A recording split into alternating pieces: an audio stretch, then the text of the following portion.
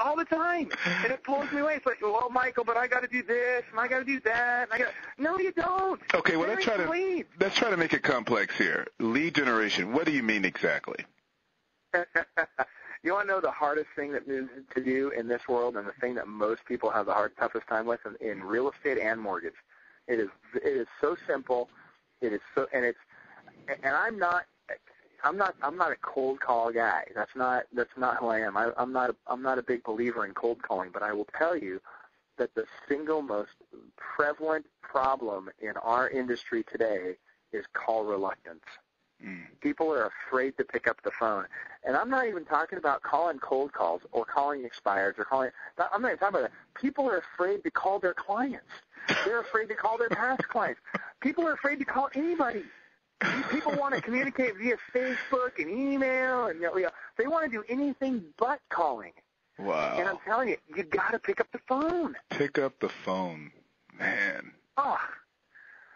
Jeez, it blows me away, Eric. It absolutely blows me away. I mean, and it's so simple that people want to. It's like, go bathe in the freaking dirty river. Trust me, it'll work. Right. It's not that tough. And so, so that's number one. Number one is lead generation. All right. And lead generation is easier than people think. And I will tell you that once I made lead generation a priority for me, lead generation became the easiest part of my business. And it became, and I had more leads than I know what to do with. And it created a problem in my business, which was I couldn't hire people to handle the leads fast enough. Wow.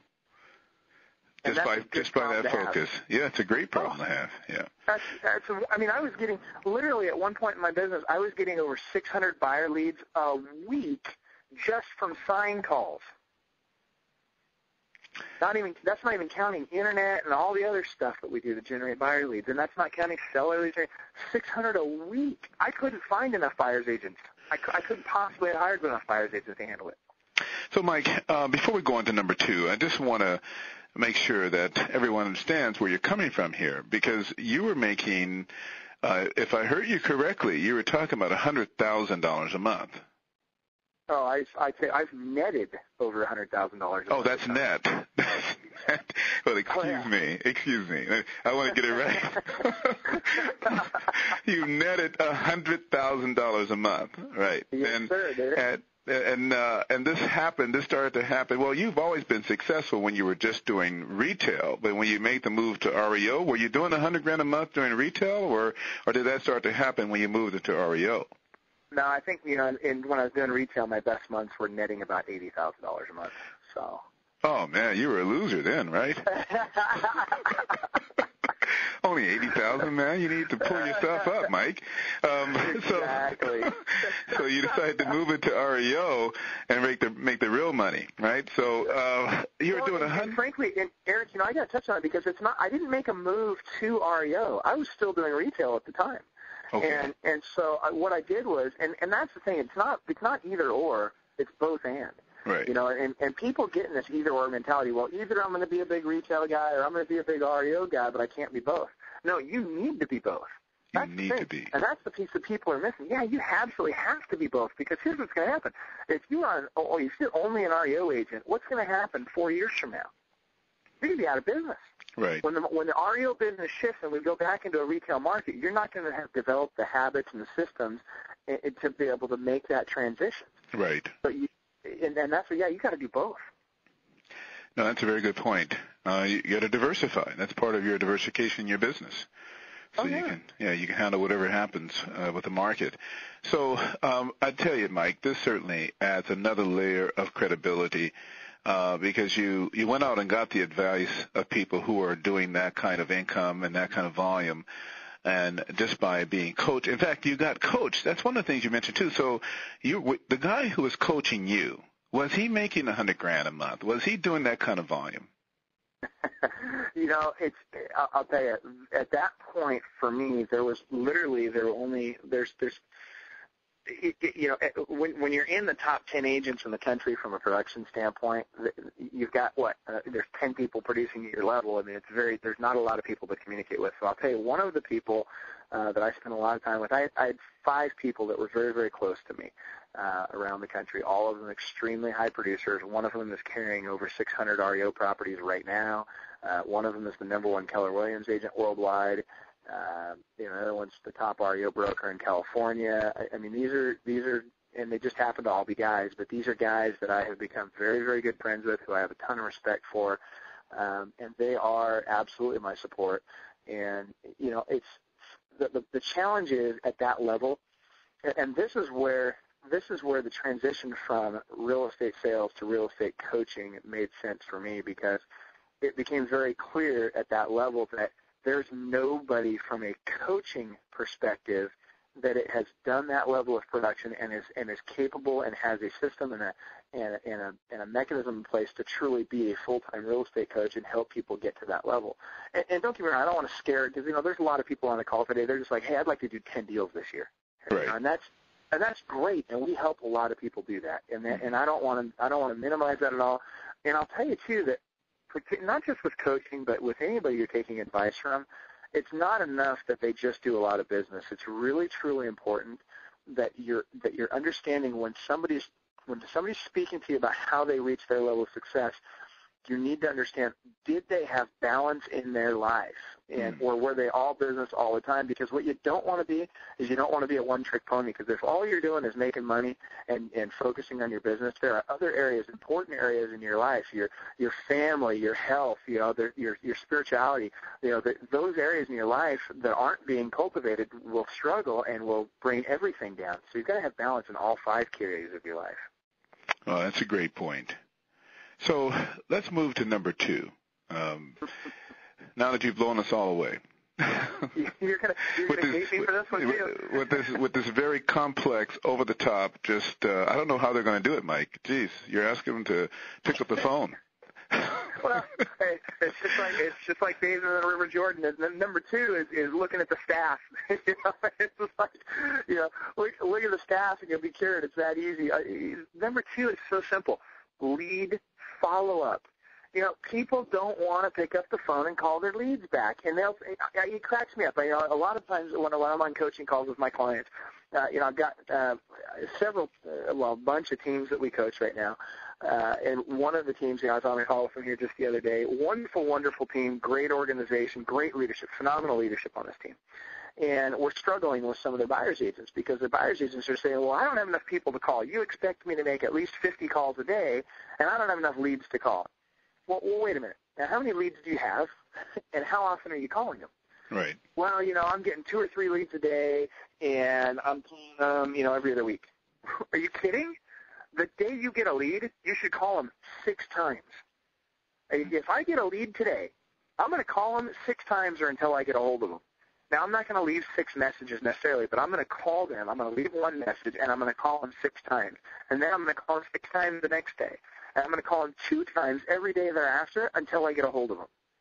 But I'll tell you, the people that dog those leads at that level, they're the ones that succeed. In fact, you want to talk about coaches. Here's one of my mentors. One of my mentors runs the largest coaching company in the world, and it has nothing to do with real estate. They coach car dealers and motorcycle dealers and RV dealers.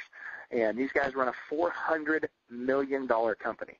And I was talking to him the other day, and he said, hey, Michael, I put 5 pennies. When I'm going for my close, I put 5 pennies in my pocket. And I ask for the close literally 5 times, and usually I don't get the answer I'm looking for until the 4th or 5th penny has changed pockets. Mm-hmm. And it's just like that with follow-up. 80% of sales don't happen until the 10th to 11th contact. And people say that they're following up. Following up is not, I called them 2 or 3 times, they never called me back, so I gave up. That's cherry-picking leads. Following up is, I called them 20 or 30 times, and I got the deal. Wow. So when you have 50 leads, that's a lot of work, man.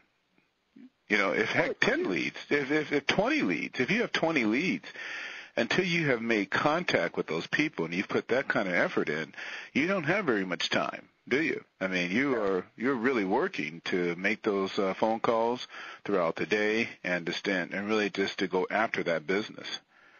Yeah, I'll give you an example, Eric. When I was listing 50 to 75 houses a month, not counting REO, this is all retail. This is all literally going out 1 house at a time, not listing new construction subdivisions or anything like that. This is all 1 person at a time. So in order to hit those numbers, I was hitting 50 to 75 homes a month that I'd list in a 4-day work week, and here's how I did it. Every day, I'd get up in the morning, and I would print out, I'd take all my stuff, all my calls that I made the day before, I would enter those into the computer, and I'd print out my call list for this day. I'd spend a half hour, no more, a half hour going through my email. I'd jam through it real quick, and I would get on the road, and while I'm on the road, I'd start making my calls. And I would literally call 100 to 125 people every single day. And these are people that I'd followed up with over time, and sometimes I'd followed up with them 10, 15, 20, 30 times before they finally gave me an appointment. And I'm not kidding, Eric. I would literally set anywhere from 4 to 12 appointments every single day. And so all I did was go on appointments every single day, and I would get most of those listings every day. But I didn't need as many. My very best day, I listed 12 houses. I was 12 for 12. That was a crazy day. That was the longest day. I mean, my first appointment was 7 o'clock in the morning. My last one was 10 o'clock at night. So, wow. I was but I only did that 4 days a week. Right. So I took 3 days a week off. Now, that schedule worked well for me, and that gave me the balance I was looking for in my life. A lot of people might say, well, Michael, I don't want to work till 10, 11 o'clock at night. Okay, great. Then figure out what schedule works for you. Work a 5-day week and shut down at 5, 6 o'clock at night, whatever it's going to be. Right. But whatever works for you, work it hard every day and make those follow-up calls. Well, Mike, I guess just in hearing you talk, first of all, you would have to be, sleep not to sense the passion and the enthusiasm you have about the business and then also your determination, because it really would take determination to get up every single day. And these are calls you would make, 100 to 125 calls a day. Yep, and I do it from the car all the time. That's all I ever did. I called from the car. From the car. All the time. And from that, you would get 4 to 12 appointments daily. Yep. And usually, Eric, in all honesty, usually it was around 5 or 6 appointments a day. Wow. So I want our folks on the call to hear this. I mean, we're talking about a person who is able to list 50 to 70. That's more than one home a day. 50 to 75 listings every single day. Mike, is that still possible right now? I'm glad you asked that, Eric, because I'll tell you what, not only is it possible, but I took a guy, when I decided to start focusing on REO, so I didn't want to give up. Remember, we were both and I didn't want to give up the retail side of my business. So I hired a gentleman who had never been a listing agent before. He was an investor, so he had a little bit of knowledge about real estate, a little bit of knowledge about short sales, but really was brand new to politics. So I hired this guy. You talk about listing more than a home a day, right? Right. So now he didn't produce and we're going to talk about work days, because if you talk about work days, it was a lot more than just one a day. I was doing almost 2 a day on my work days. That's true. In fact, I think the number's at 50 a month, and you figure for 16 days.